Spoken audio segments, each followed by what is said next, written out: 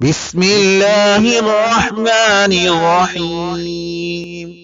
لم يكن الذين كفروا من أهل الكتاب والمشركين منفكين حتى تأتيهم البينة. رسول من الله يتلو صحفا مطهرة فيها كتب قيمة وما تفرق الذين أوتوا الكتاب إلا من بعد ما جاءتهم البينة وما أمروا إلا ليعبدوا الله مخلصين له الدين حنفاء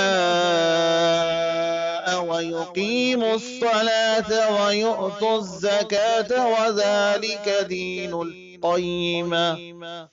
إن الذين كفروا من أهل الكتاب والمشركين في نار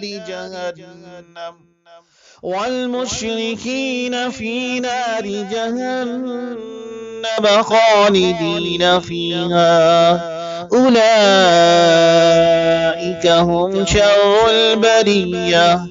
إن الذين آمنوا وعملوا الصالحات أولئك هم خير البرية جزاؤهم عند ربهم جنات عدن تجري من تحتها الأنهار خالدين فيها أبدا رضي الله عنهم ورضوا عنه ذلك لمن خشي ربه.